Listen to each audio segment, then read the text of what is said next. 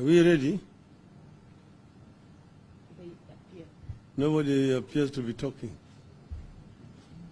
I assume we are ready. That's coming.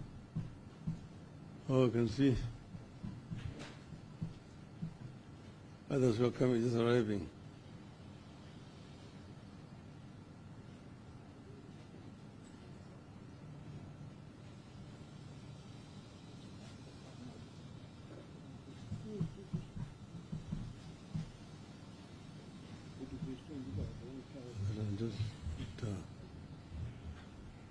So you can go?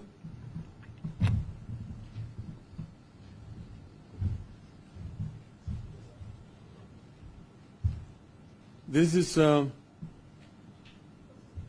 statement regarding the proceedings which are going on in Parliament about IEBC commissioners. And we are saying that order must stop revenge mission against IEBC commissioners. When the Supreme Court made this contemptuous ruling on the 2022 presidential election, we said we strongly disagreed, but accepted it in the interest of furthering the rule of law, stability, and healing of our nation. Since we made that concession, the Order administration has proceeded on a path of impunity, witch hunt, and revenge. Their target has been the institutions and individuals the regime thinks did not dance enough to its tunes during the campaigns.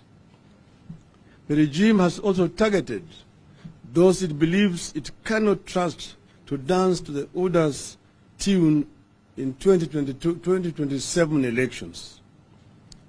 The Directorate of Criminal Investigations and Mr. George Kinoti were among the first victims. Now, the regime has trained its guns on the 4 IEBC commissioners, that the Deputy Chairperson, Mrs. Juliana Cherera, and Commissioners Francis Madenge, Irene Masit, and Justice Nyangaya, who expressed their reservations over the process that led to the declaration of William Ruto as president. A process whose outcome is predetermined is already underway at the Justice and Legal Affairs Committee of the National Assembly.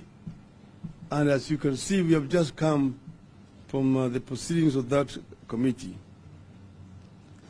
The 4 commissioners are supposed to appear before this committee, be found guilty, and be made to appear before a tribunal to be set up by Mr. Ruto that will confirm their guilt. They will then be thrown out of the IEBC. This revenge mission of selective injustice is being steamrolled by none other than the speakers of the National Assembly and the Senate and Mr. William Ruto.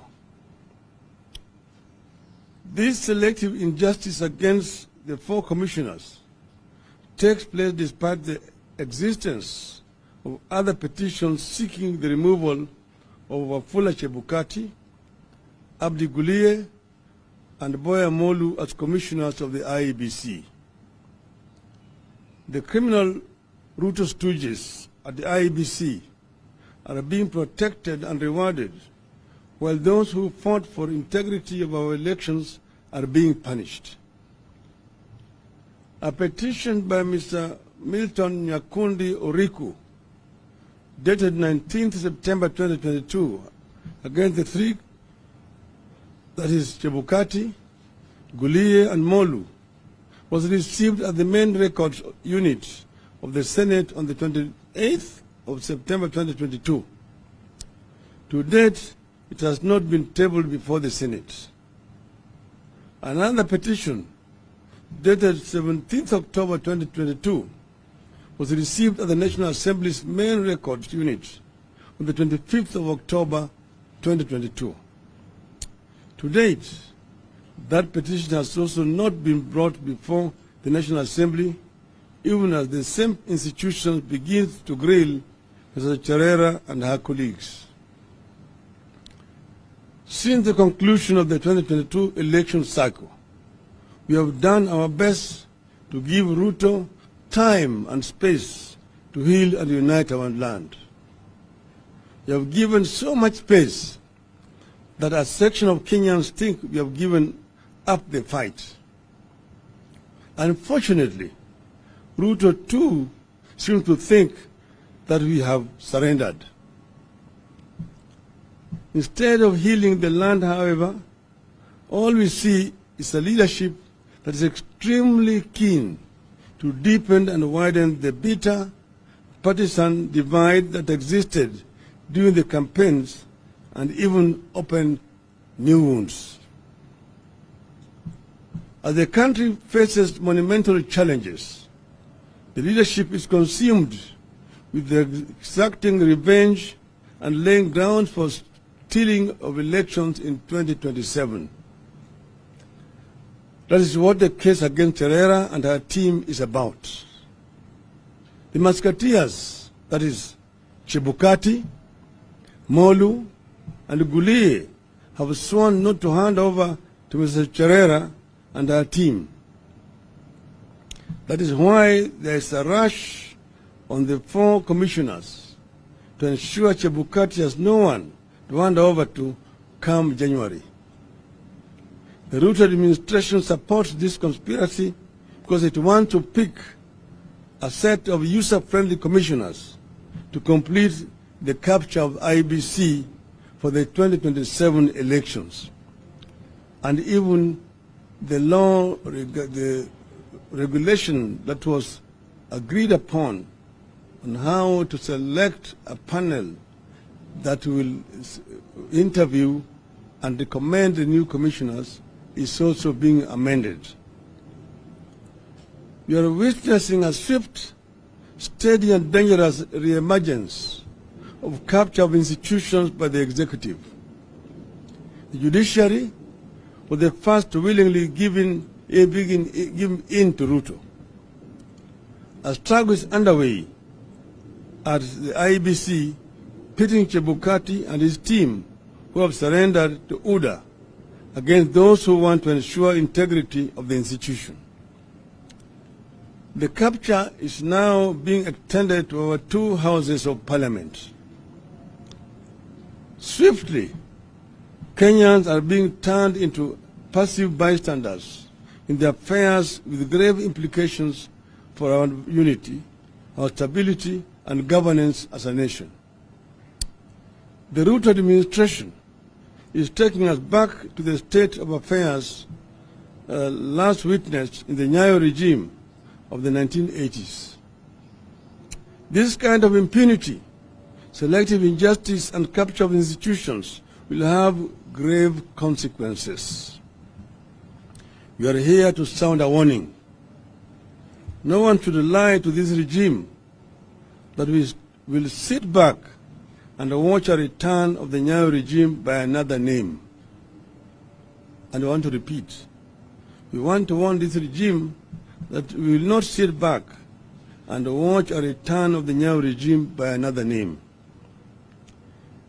If deepening and widening the divisions among Kenyans is what the UDA regime wants, we will only be too happy to help them along that path. The injustice being inflicted on the IEBC commissioners, if it proceeds as currently conceived, will mark the beginning of a massive pushback against the Ruto and those who think like him by the people of Kenya.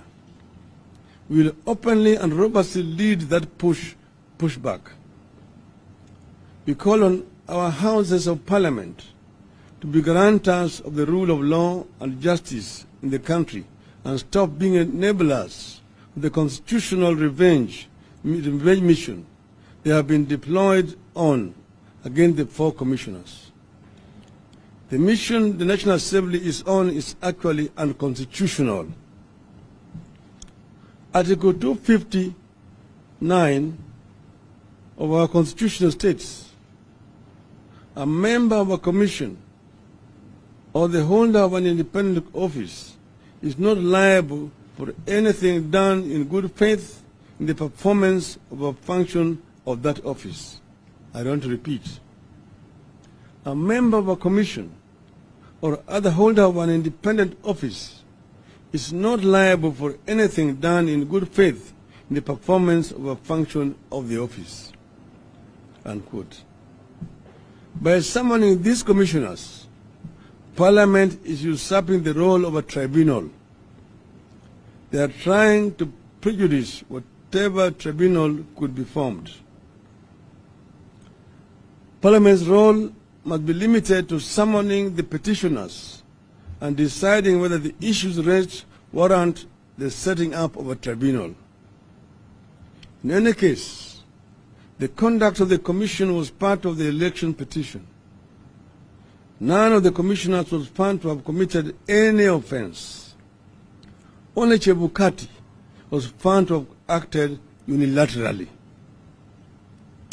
This probe is therefore politically motivated. It is a continuation of the witch hunt mission that Ruto is on. It will turn into a nasty partisan fight at a time we need to unify the country and tackle our problems. In fact, we advise the commissioners to boycott it in the interest of constitutionalism and rule of law. This country wants to move on. UDA must allow it to move on. With all the problems Kenyans are going through, a focus on punishing 4 commissioners who did not agree with their chairman is trivial, vindictive, and vile. It must stop. It will not end well. End of the statement. Thank you. Now, I have with me here my other colleagues, and I want to invite them to say a few words, because we are dealing with a very monumental issue, a matter of grave national importance. Where we are standing on a precipice. And as I've mentioned in my statement, Kenyans will not take this lying down. Maybe we want to start with Professor. I thought the thing was so good you didn't want